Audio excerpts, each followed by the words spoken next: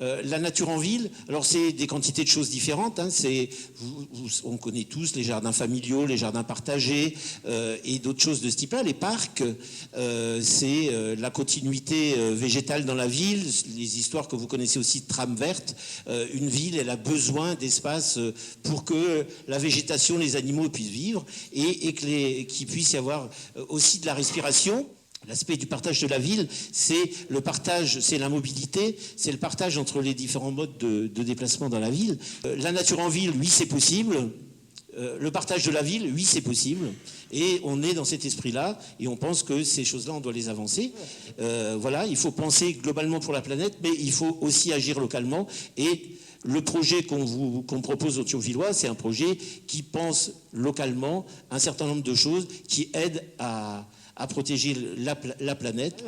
Cuisine centrale, c'est la réflexion, c'est autour de l'idée que les enfants, toute la cuisine, la restauration collective, elle n'est pas toujours d'excellente qualité.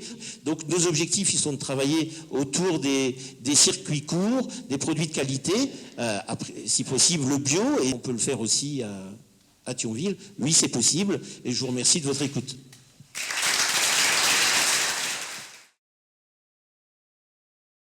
Bertrand Merz prit contact avec moi en me faisant l'honneur de m'inviter sur sa liste.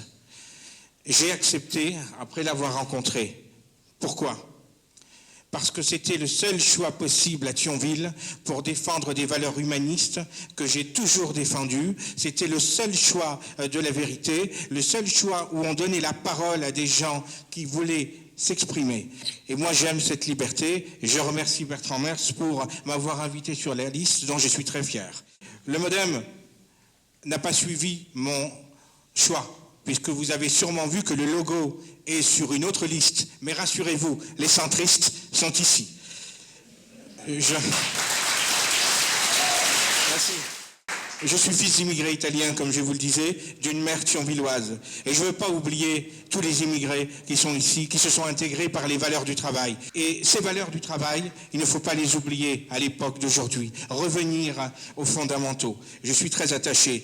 Les valeurs de la famille. La famille, c'est les sentiments. La famille, c'est l'amour. La famille, c'est l'amitié. C'est l'ouverture. C'est ce qui nous berce, c'est ce qui nous mène vers l'avant.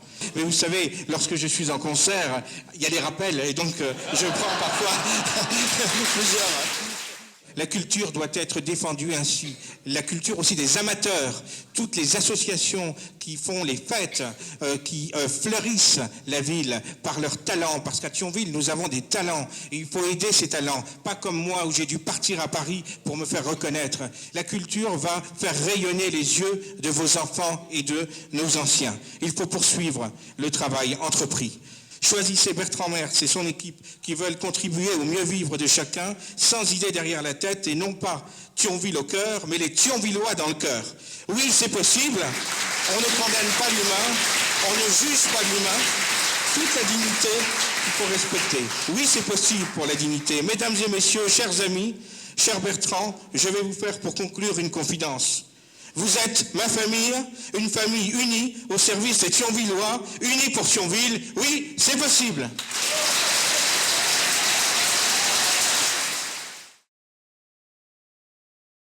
Je retiens une phrase que l'on dit souvent aux réunions publiques, nous voulons le meilleur pour nos enfants. S'il y a des économies à faire dans ces périodes difficiles, ça ne doit pas être sur le dos de nos enfants. Voilà encore une valeur, une priorité politique pour laquelle nous sommes unis. C'est pour cela que de 2008 à 2014, nous avons investi plus de 6 millions d'euros dans les écoles. J'étais dans cette même salle, au meeting de fin de campagne, où je décrivais les feuilles qui volaient sur les tables, liées aux fenêtres qui ne fermaient plus, les fuites d'eau dans les salles de classe avec les feuilles et les classeurs gondolés de nos enfants. Je peux vous le dire maintenant, après un mandat, les écoles sont étanches et nous avons programmé 5 millions supplémentaires pour maintenant refaire les peintures, racheter du mobilier scolaire, du numérique, des VPI, des tablettes. Voilà ce qu'il nous reste à faire. Et s'il vous plaît, permettez-nous de le faire, allez le dire sur la place publique. Je vous dis, convaincre les derniers indécis pour faire la différence. Christelle Lebas avait mis en œuvre un projet remarquable d'élaboration collective avec les différents acteurs de la jeunesse et la jeunesse elle-même qui avait abouti à différentes fiches actions. Ce qui est terrible, c'est que ces fiches actions qui commencent à se mettre en œuvre sont repris comme des créations de la liste adverse. Incroyable. Je parle notamment de la bourse au BAFA, de la bourse au permis de conduire, des bourses au projet. Voilà ce que nous avions initié et que nous souhaitons continuer à mettre en œuvre. Avec les suppressions de subventions aux associations sportives, je me pose une question. Mais où est passé l'argent? Sachant que la dette a augmenté de 4 millions en 9 mois. Un seul et dernier chiffre, la décision de gratuité des parkings les samedis après-midi a coûté ou coûte 500 000 € de manque à gagner pour la ville. Voilà où l'argent est passé. Nous allons gagner, car nous faisons le choix de l'humain d'abord, le choix de la solidarité, de notre jeunesse, le choix de l'avenir.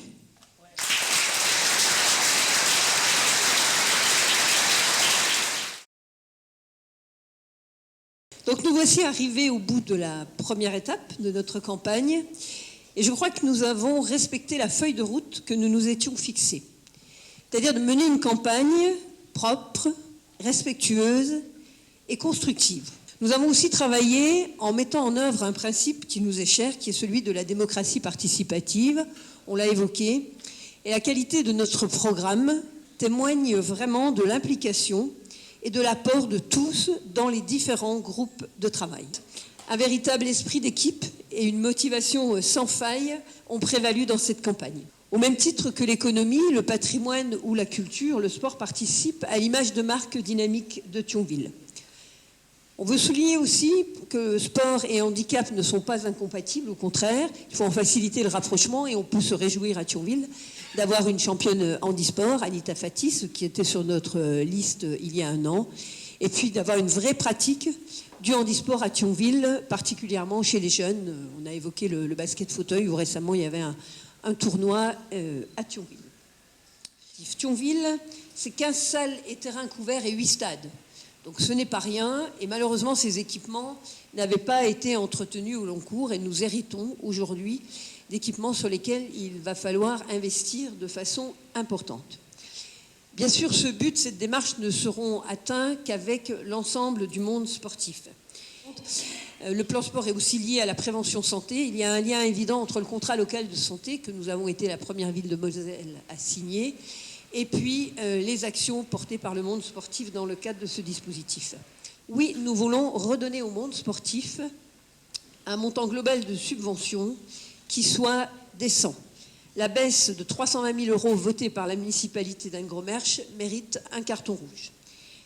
Jouer collectif, donc je l'ai dit, nous l'avons fait pendant toute cette campagne.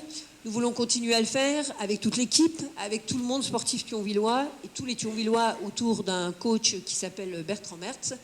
Et ce soir, je vous dis à tous, oui, c'est possible.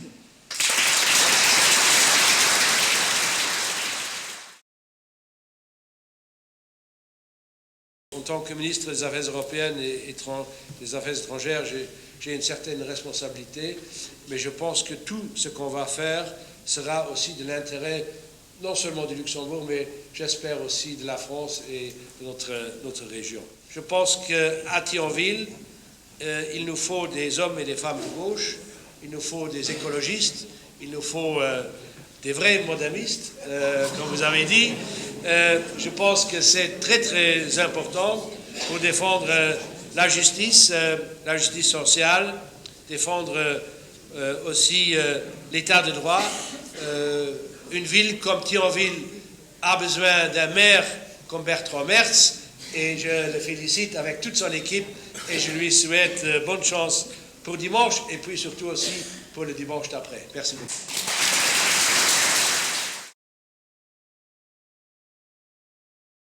Si j'étais thionvillois, je voterais bien évidemment pour Bertrand Mertz et cette merveilleuse équipe que je viens de découvrir. Malheureusement, je ne suis que luxembourgeois.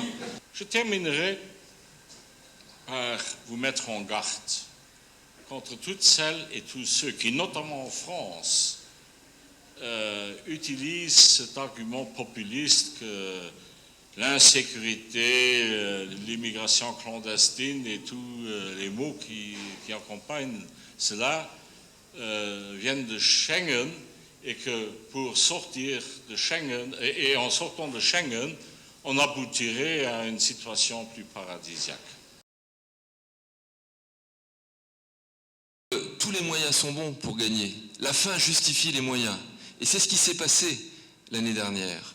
Quand pour gagner à tout prix, on est prêt à utiliser le mensonge et la calomnie de manière méthodique, à faire croire à une communauté religieuse, une chose tout à fait impensable, quand on est prêt à abuser de la faiblesse de personnes extrêmement âgées pour arriver à fabriquer quelques procurations en nombre important quand même, d'après ce qu'ont dit les enquêteurs et ce qu'on a pu lire dans la presse, quand on en arrive à cela, quand on considère que finalement la fin justifie les moyens et que pour arriver à gagner, on est prêt à tout, en chemin, on a perdu l'essentiel.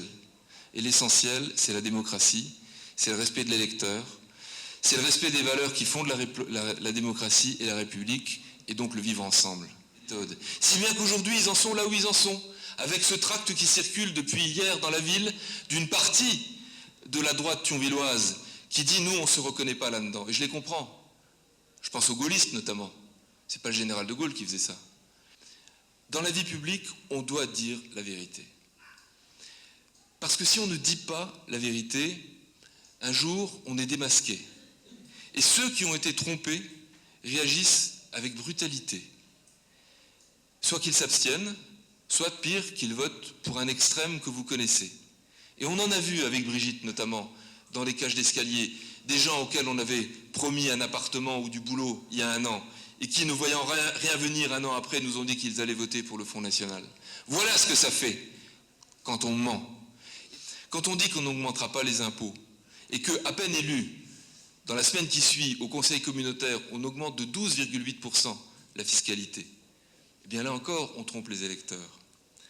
Et puis, quand on y va carrément, quand on dit aux frontaliers qui connaissent de graves difficultés pour ce au Grand-Duché du Luxembourg en ce moment, et je profite de ta présence, Robert, pour te le dire, les travaux qui sont engagés actuellement au centre-ville de Luxembourg ont complètement bouleversé le système du ville-à-ville, et c'est une catastrophe. Mais quand on dit aux usagers qu'on a une solution miracle et qu'on va faire circuler un tramway au milieu de l'autoroute sur des pylônes de 30 mètres de haut, et que c'est parfaitement faisable techniquement et qu'on peut parfaitement le financer, et qu'il y a des gens qui y croient, on se moque du monde. Ça s'appelle le populisme extrême, ça veut dire qu'on peut raconter n'importe quoi, du moment que ça fait parler de soi. Et là encore, ça n'est pas respecter les électrices et les électeurs. Ils ont utilisé tous les moyens possibles, y compris, et Brigitte l'a dit aussi, en s'appropriant des choses dans lesquelles ils n'avaient aucune responsabilité. Le Thionville Emploi, c'est le petit service emploi que nous avions créé. Le futur service voisinage, c'est papotage. Les bourses au permis de conduire ou à d'autres, ou BAFA, etc., c'est nous qui l'avions préparé. Et donc, lorsque je dis, par exemple, que la municipalité invalidée a augmenté en 9 mois le budget fêtes et cérémonies de 220 000 €, j'ai les preuves. Je viens avec le compte administratif, si bien qu'on ne peut pas me dire que ça n'est pas vrai. Parce que c'est la vérité, mes amis. 220 000 € de petits fours et de champagne, en plus, en 9 mois, par rapport au budget qui existait sous notre mandat. Voilà le résultat de leur action. Et donc, tout cela, ça nous oblige à un exercice extrêmement difficile qui consiste à démentir en permanence et à amener les preuves. Je sais que ça fatigue un peu les électrices et les électeurs, que ça a un petit côté court de récréation. Alors on essaye d'éviter, mais il y a des moments où on ne peut pas faire autrement. Parce que laisser prospérer un mensonge, c'est le laisser entrer dans la tête de nos concitoyens. Et donc finalement, ça fausse le débat et ça fausse le résultat de l'élection. On l'a vu l'année dernière avec l'affaire du tract de l'association Salam. Pour en arriver là où nous sommes maintenant, c'est pas encore fini, il a fallu faire un long chemin. Et je ne l'ai pas fait tout seul. Et j'aurais pas pu le faire tout seul. Vous êtes formidables. Sans vous, rien n'aurait été possible. Donc voilà. Merci.